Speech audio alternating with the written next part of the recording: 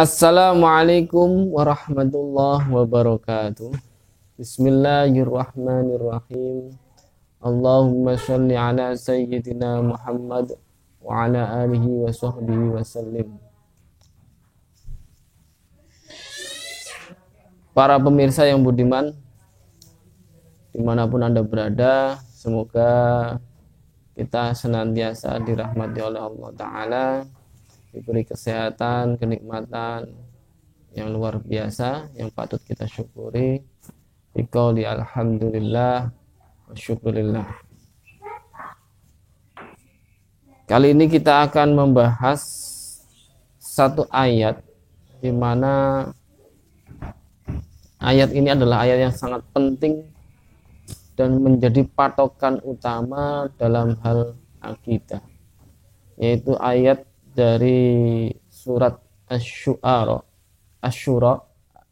surat Asy-Syu'ara ayat 11 yang berbunyi laisa kamitslihi syai' wa huwas sami'ul basir, yang artinya tidak ada suatu apapun, tidak ada sesuatu pun yang serupa dengan Allah, baik dari satu segi maupun dari banyak segi, dari maupun semua segi, dan tidak ada yang menyerupai sesuatu terhadap Allah. Dan Allah Maha mendengar lagi Maha melihat. Laisa kamitslihi syai'. Tidak ada yang bisa membayangkan dan tidak boleh dibayangkan. Mahma tasawwarta bibalik fallahu bikhilafi dzalik. Ayat ini menjelaskan bahwa ayat yang paling jelas di dalam Al-Quran untuk berpendirian akidah yang kuat Ahlus Sunnah wal Jamaah. Untuk apa? Untuk mensucikan Allah Ta'ala dari penyerupaan benda maupun penyerupaan makhluk-makhluknya, baik satu segi maupun banyak segi. Jadi ayat ini sebagai bahan bantahan, sebagai dalil bahwa Allah Maha Suci dari sesuatu apapun. Allah Maha Suci dari arah, Allah Maha Suci dari benda, Allah Maha Suci dari tempat. Sebagaimana yang ditulis oleh Syekhuna Kiai Haji Hasyim Asy'ari, pendiri NU, Tambil Wajibat, di muqaddimahnya Al-Munazzahu 'anil jismiyah wal jihah wal makan. Allah Maha Suci dari keserupaan benda, dari arah, dan dari tempat. Jadi kesimpulannya dapat disimpulkan Allah Maha Suci dari keserupaan benda, Maha Suci dari arah, artinya Allah tanpa arah, tidak bertempat dan tidak berarah. Lafal syai' dalam ayat tersebut, hal ini berbentuk nakirah dan berada dalam struktur kalimat nafi', yaitu kalimat negatif. Dalam ilmu balaghah berfaedah syumul atau menyeluruh. Jadi syai' artinya keseluruhan sesuatu yang ada di alam raya ini, sesuatu yang ada di dunia ini secara menyeluruh tanpa terkecuali. Sehingga kata syai', lafal syai' ini dalam ayat ini berarti segala sesuatu selain Allah, yaitu makhluk. Syai' makhluk, yaitu alam semesta. Segala sesuatu selain Allah disebut makhluk. Dan makhluk ini secara klasifikasi ada dua macam, yaitu dua bagian, yaitu bagian jauhar atau benda dan sifat benda.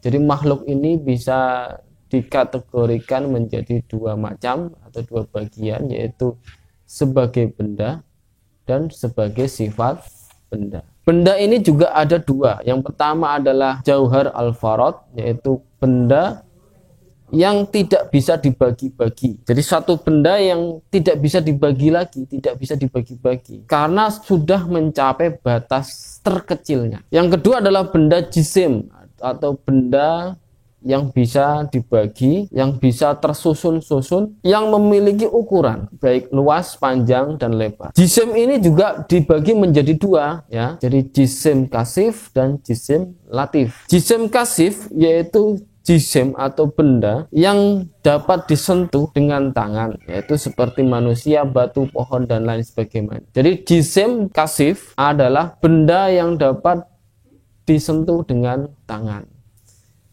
Sedangkan jisim latif adalah benda atau jisim yang tidak bisa disentuh dengan tangan.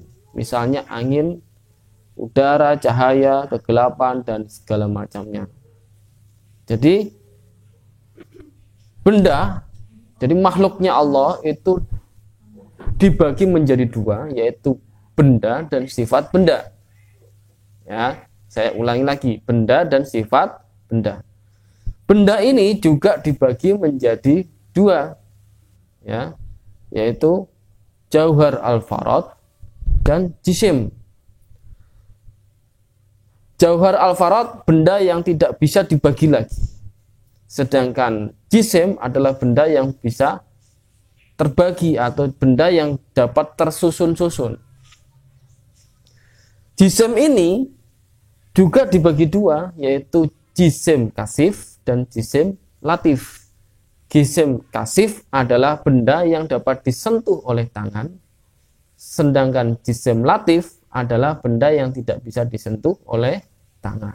Contohnya cahaya, kegelapan, dan lain sebagainya. Jadi itu penjelasan dari makhluknya Allah yang menjelaskan bahwa makhluknya Allah ini punya bagian-bagian tersendiri, ya. Yang dapat kita simpulkan bahwa laisa kamitslihi syai'. Allah tidak serupa dengan makhluknya. Allah bukan benda, Allah bukan jauhar al-farad, Allah bukan jisim. Sedangkan sifat benda itu sifat benda pasti bertempat. Sedangkan Allah tanpa tempat atau tidak bertempat. Wa huwas sami'ul basir. Allah Maha mendengar dan Maha melihat. Maha mendengarnya Allah tidak sama dengan mendengarnya makhluk karena tidak serupa dengan makhluknya. Allah Maha mendengar segala sesuatu tanpa membutuhkan alat. Sedangkan makhluk Allah mendengar membutuhkan alat, yaitu kuping dan alat-alat pendengaran lainnya. Jadi Allah Maha mendengar, mendengarnya Allah tidak sama dengan mendengar sifat mendengar makhluk, dan Allah Maha melihat. Bapak Ibu sekalian, pemirsa yang budiman dimanapun Anda berada, demikian penjelasan kami tentang ayat 11 dari surat Asy-Syura, laisa kamitslihi syai'. Mahma tasawwarta bibalik fallahu bikhilafi dzalik. Apapun yang teringat, apapun yang terlintas dalam benak pikiran kita tentang Allah, maka sesungguhnya Allah tidak seperti itu. Cukup sekian, terima kasih. Wallahul muwaffiq ila aqwamit thoriq. Wassalamualaikum warahmatullahi wabarakatuh.